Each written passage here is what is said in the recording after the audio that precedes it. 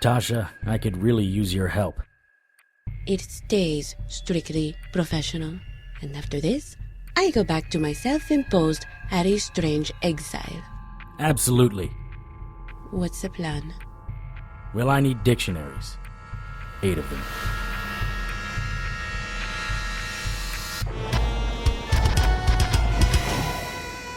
Magic and magical people. The unnatural order is all around us.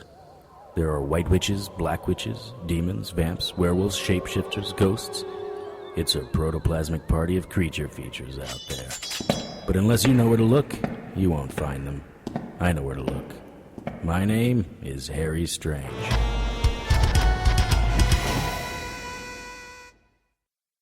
Tasha looked confused, but agreed to get some of the tools we would need. I took a ride to the Night Falls Police Corrections Center. It was really the county lockup, but I guess the powers that be decided corrections center sounded better than county jail. One thing guys in my business will tell you is that the more contacts you make in the police department, the easier your life will be. One of my contacts, a former girlfriend, was in charge of the visitors section of the corrections center. She knew a good deal about me and the type of monsters I usually dealt with, and set up a special room for me to conduct interviews away from the cameras and guards. She was understandably reluctant when I asked to have a certain prisoner escorted there. Is he an unnatural? I already told you, no. But he is key to keeping a little boy alive. I don't know. I promise, no visible marks. Forget it. I'm kidding. I won't lay a hand on him. I need to talk to him. A child's life is at stake. That's the only reason I am still considering it. I don't know how comfortable I am letting you talk to the man who allegedly shot you. 2 things, Cindy. First off, I'm giving you my word. I won't hurt a hair on his evil little head. Second thing, there's nothing alleged about it. He shot me twice. I smiled and tried to give her my best "aw shucks" grin.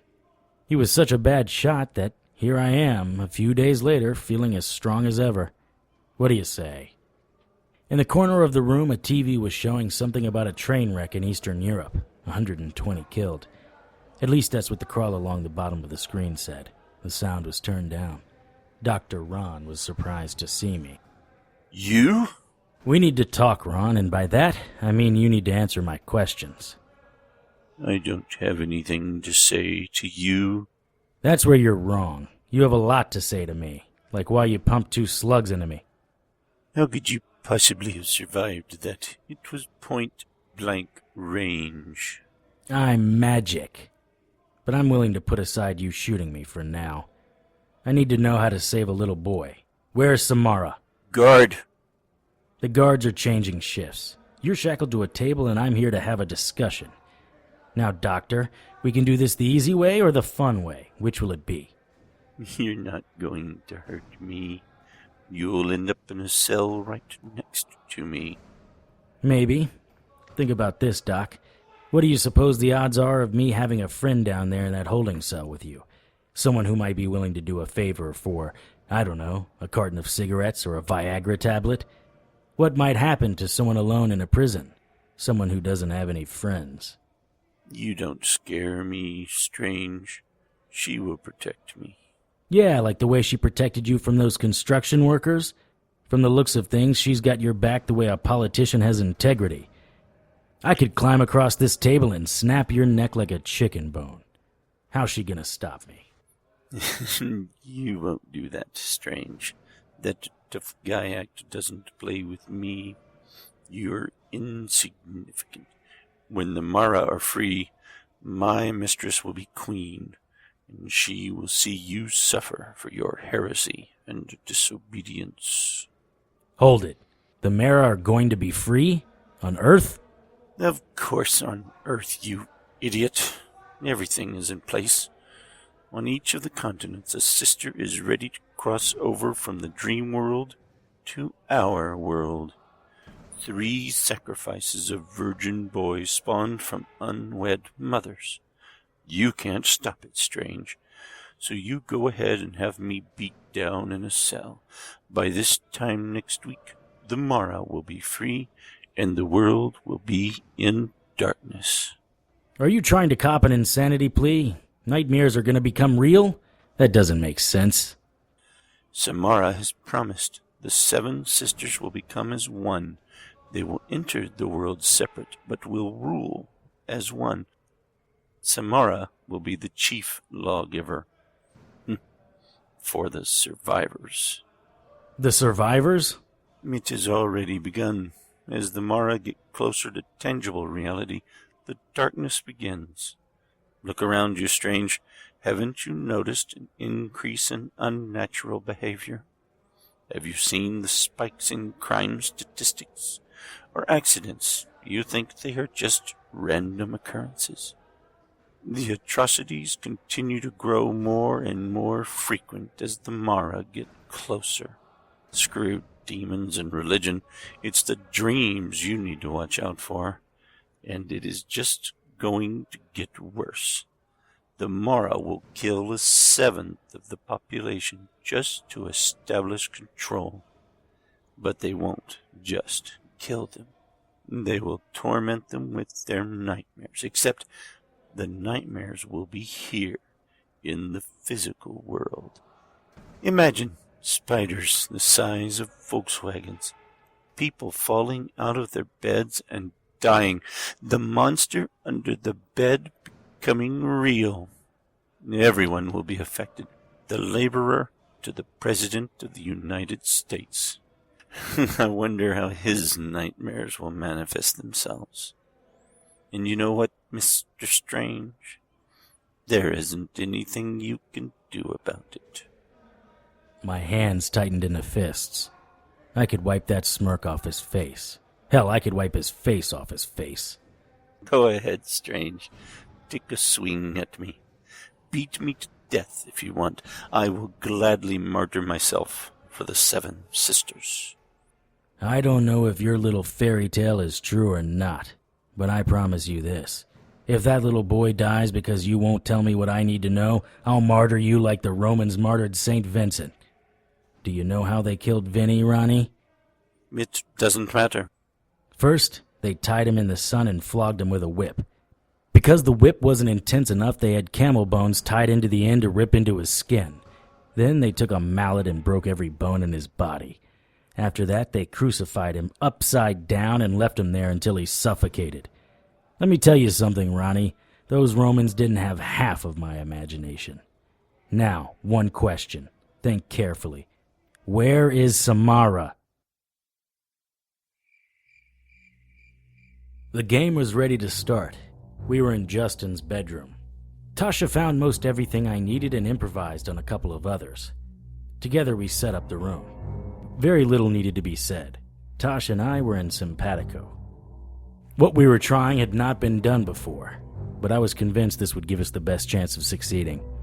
Around the perimeter of Justin's bed, I made an unbroken circle of salt. Believe it or not, salt was one of the main tools in my arsenal against the unnatural. Well, that in my brain. The holy water cocktail was also quite useful, but since the Maras weren't technically demons, I didn't think it would be effective. I don't mind saying that despite everything I had seen, vampires, werewolves, demons, ghosts, and unnaturals, the Mara scared me cold. Their realm was dreams, and fighting them on their ground was impossible. Justin went to bed around 9, but I was certain it was 11 before he dozed. Hell, would you have been able to sleep with a room full of people waiting for you to doze off so some evil spirit who looked like a cross between a wicked witch and a long-toothed vampire could come visit you in your dreams? If I were his age, I might decide to never sleep again. Trudy was standing by the door to the bedroom. Next to her was my little pixie with the rest of the supplies I had asked for, as well as a few of her own choosing. She looked relaxed, but I knew she was ready for anything. Trudy, on the other hand, was pacing the short distance from door jamb to door jamb and picking at her fingernails. How that woman had any fingernails left was... At the foot of the bed, the space between it and the closet began to tear.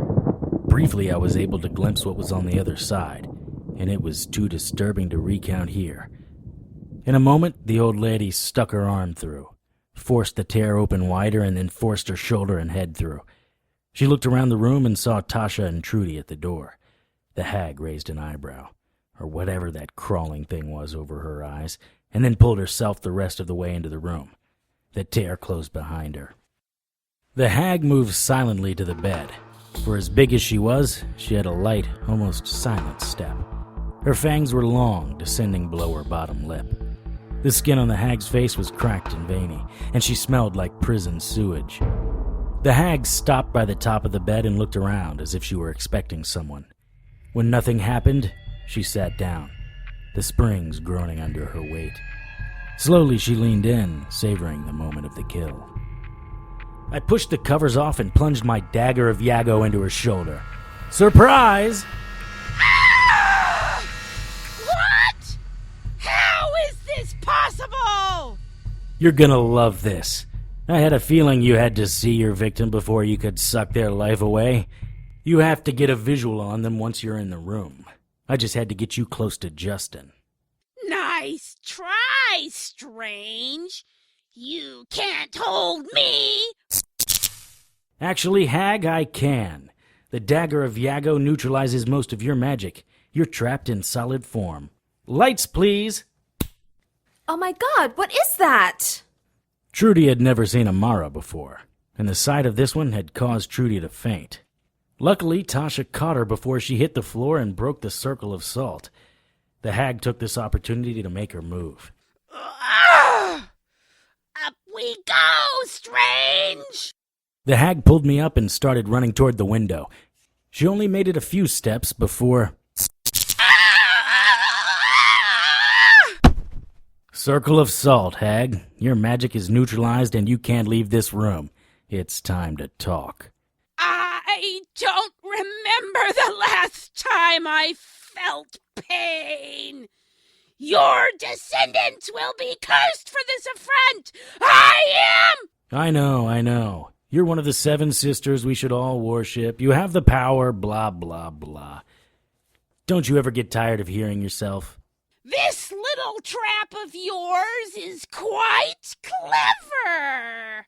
Though I wonder how much the little girl had to do with this. You leave Tasha out of this. This little party is between you and I. Everyone in this room is marked and will each die horribly in their sleep. You're done, Toots. Your magic is useless. You can't leave. I can skip back and forth over the salt circle all day long. Look at me go. Boop-a-doo. You ugly hag, are here forever. Your arrogance will be your undoing, Strange. I am curious, though. You mortals have strange customs, but in 1,000 years, I've never seen a bed supported by books before. What wizardry is under here? She pushed me against the wall and I tumbled to the edge of the circle. I jumped over the salt at the last second. The hag picked up the bed and threw it at me. I ducked and the bed tumbled against the wall. I jumped back in the circle as the hag ran up against the second, smaller circle of salt. Inside the smaller circle, previously hidden by the bed, was Justin, tucked into his sleeping bag. The hag reached out to touch him, but her hand couldn't cross over the barrier.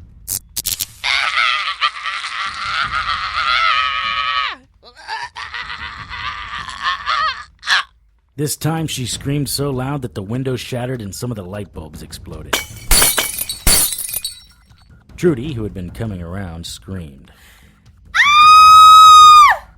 Don't scream yet, dearie. We will have an eternity to scream together. Hello, Justin. Scared to see me? Listen, hag, I want to make a deal with you. Leave this family alone. Never bother this boy or his family, and I'll allow you to live. I'll let you get back to your sisters. True, you and your sisters will not be crossing over into this world, but you will be able to go about doing your nightmare-y thing. That's your deal? You'll let me leave? You ask for so much, yet offer so little. Yeah, I hear that a lot. We were circling each other. The hag was clearly uncomfortable in her solid state. Because she wasn't used to her physical form, her next move was well telegraphed. Ray Charles could have dodged it. She lunged at me and I easily stepped out of her path. I will kill you, Strange. I will kill all of you. Your greatest fears will be waiting for you every time you close your eyes. You, boy, you will see your mother die every night. You'll see her burn, then see her torn apart by a pack of wild dogs. No, you won't! Relax, Justin. She can't hurt you. Oh, but my sisters can hurt you in ways you cannot imagine. They'll melt your mother's legs together. I will summon them, and even Harry Strange couldn't hold off all 7 of us. Your sisters are bound to their current realms by the same rules that keep you from crossing the salt barrier. You're alone. What's one little boy to you, Strange? He's not very bright, and he's very scrawny. Probably going to be sickly. He couldn't even keep his father. Shut up! Justin, don't listen to her. Of course, maybe it wasn't you, boy, who made your father run off. Maybe it was your mother. She couldn't protect you. Look at her. She's not doing anything to save you now. She's standing there hoping that Strange can make all this right for her. Always counting on a man to solve your problems, huh, Trudy? She doesn't care about you, Justin. Do you want to know a secret? You, shut up! Justin stepped out of his sleeping bag and then pulled out a Louisville Slugger baseball bat. Justin, whatever you're thinking about doing, don't do it. The hag is a liar. The Mara continued as if I hadn't said anything at all. Trudy didn't want you. She thought about killing you in her womb if it meant she could keep her man. That's not true. Your mother wanted to kill you while you slept inside her. She also had sex with a man who didn't love her. She had sex with a lot of men who didn't love her. What's the word for a woman like that? Don't say it!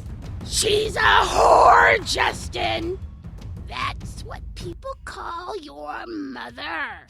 A cheap whore who would kill her child if she thought it would make her more attractive to men. I tried to grab Justin, but he was already swinging the bat. He stepped forward, breaking the salt.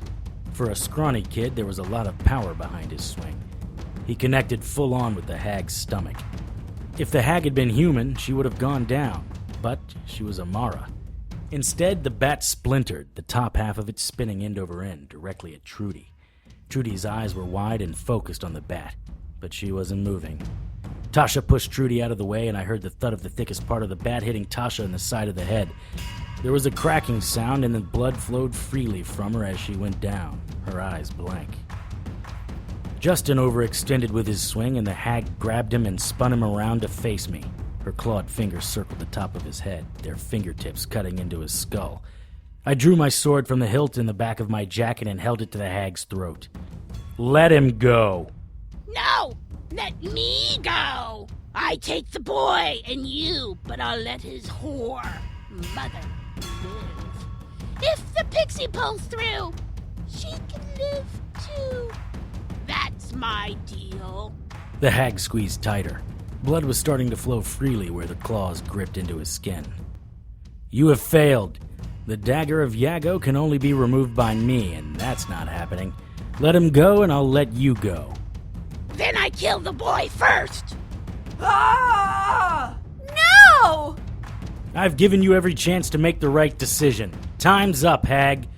Absorba la strega! It didn't work, Strange. The boy is mine. I don't think so, hag. Justin, look at me. Do it just like we talked about. Justin reached up and took some of his blood running from his wound and wiped it on the sword. Blood of a virgin, hag. Don't leave home without it. The sword glowed blue, then orange. The hag released Justin, who fell on the floor holding his head. The orange glow turned red, and the hag's throat started to extend from her body to the tip of my sword. As her skin touched the sword, it disappeared into the blade. The rest of her body started to pull towards the tip, as if someone were pinching from the front of her skin and pulling it onto the sword. As more of her was absorbed into the sword, she started to fight against it. The combination of the sword, spell, and virgin blood was too great. She wailed like a soul in hell as she was sucked into the sword. The Dreamcatcher's sword started to feel like a snake, and it took all my strength to keep it straight. For a second I saw her face push against the sword, her mouth open in a frozen scream. Instantly the face was gone and the sword was still. Trudy ran and hugged Justin. I put the sword back in its sheath and picked up my dagger of Iago off the floor. I ran out of the circle to check on Tasha. I knelt beside Tasha, cradling her head. The amount of blood was overwhelming. Her eyes fluttered open for a moment and she seemed to focus on me. Did you get her? We did. She's imprisoned in the sword. I looked over to the sword and saw Justin reaching out to touch it. No! Leave it alone! He pulled his hand back as if it had been burned. The Dreamcatcher design in the hilt of the sword slowly pulsated an alternating blue and gold, like a heartbeat. Slowly, almost imperceptible, the pulsating began to slow. The Mara was losing the fight against the magic steel. The bedroom was destroyed, and I wondered how Trudy would explain the damage to the insurance company. She was silently sobbing while holding tight to Justin. I looked back at Tasha, whose eyes were closed. I was sitting in the vinyl-covered chair next to Tasha's hospital bed. An IV drip hung over her, and a rack of medical monitors stood next to the IV rack. As far as I could tell, all systems were 5 by 5. Behind my chair and under my trench coat was the Dreamcatcher's sword. The pulsating blue and gold around the hilt had just about ended. In another week, it would be gone forever. Strange. Strange, are you listening to me? Yes, Lieutenant West, sorry. You were saying? I said that we found Dr. Ron in his cell this morning. He had chewed open the veins on his wrist. Let me guess. His last visitor was a striking black woman who the camera didn't get a good picture of, even though the camera worked fine all day. How did you know that? Lucky guess. My ass is a lucky guess. What would cause a man to chew open his own wrists? Bad dreams. Bad dreams? Seriously, that's your theory? I'm sorry, Lieutenant West. I'm very distracted at the moment. I nodded towards Tasha. Okay. Be at my office tomorrow morning for a complete statement. Bad dreams. Only bad dream I have around here is you. Lieutenant West left. I picked up Tasha's hand. It was warm, but there wasn't a grip. I pushed a piece of hair away from her face. She stirred and then opened her eyes. Hey, how long? You've been here about a week. There was a little swelling around your brain, but that seems to have gone down. Doc says you'll be out of here in a few days. Trudy? Justin? Everyone's fine. So good, in fact, that I have tickets for 2 to Fiji Island next week. Fiji? Well, one of the uninhabited islands. There's an inactive volcano whose lava contains properties that will absorb the Dreamcatcher sword and anything trapped within. All I have to do is drop the sword in. I was thinking that after that, you and I could hang out on Turtle Island. All romance, no magic. Well, not the creepy, kill you in your sleep kind of magic anyway. The water there is as blue as your eyes and beaches as soft as your skin. 2 tickets to paradise, Tosh. Just you and me. Oh, Harry, that sounds wonderful. You really are smitten with me, aren't you? I'd catapult over a wall and kill 1,000 demons for you. I'm not looking for anything so drastic. Harry, I love you. And as much as I'd love to follow you to Fiji or anywhere else, your life is not a life I can handle or want to handle. My path is very different from yours. The Harry Strange path inevitably leads to destruction, decay, and death. My path, my sisterhood, is seeking to elevate above that. You cavort with the demons. We seek to live at the next level. But? No, listen. If you speak, this will be harder, and eventually we will both regret it. You are an honorable man, and you're the type of man who, if he promises something, will do everything in his power to keep that promise. I don't think I like... Shh, you're speaking again. I need you to promise me, on your love for me, that you will never try to contact me. When I leave here, I am going to sisterhood and cloistering myself to silence and isolation for the next year. I need to know you won't show up and try to change that. Tasha, can't we discuss this? Another is coming for you. One who will need you. And let's not forget, you're already a champion for another. A lifelong pledge, I believe. In the end, I did go to Fiji, alone. And I did promise Tasha I wouldn't seek her out. Circumstances, however, often have a way of making some promises impossible to keep. Tonight's episode, Harry Strange 106, The Mara, was written and directed by Tony Serecchia and produced by Brianne Ahern. All material is copyright by Tony Serecchia and used with his permission. Featured in tonight's cast were Kellen Stennett, Bree Ahern, Casey Morgan, Alvin Macon, Tish Sistrunk Parmalee, Clay Duggar, Kimberly Poole, Parissa Johnston, and Parker Weirling. Harry's theme music was written and performed by Lance Hogan and is copyright by Lance Hogan and used with his permission. Contact Lance at his email, hauganl@yahoo.com. Incidental music was written and performed by Kevin MacLeod and is copyright by Kevin MacLeod and used with his permission. Visit Incompetech.com for more of Kevin's music. Visit HarryStrange.com to keep up with the latest news and information on everyone's favorite private investigator. Send your questions, comments, and suggestions to producer@HarryStrange.com. For the Harry Strange radio drama, I'm Joanne Pruden. Good night.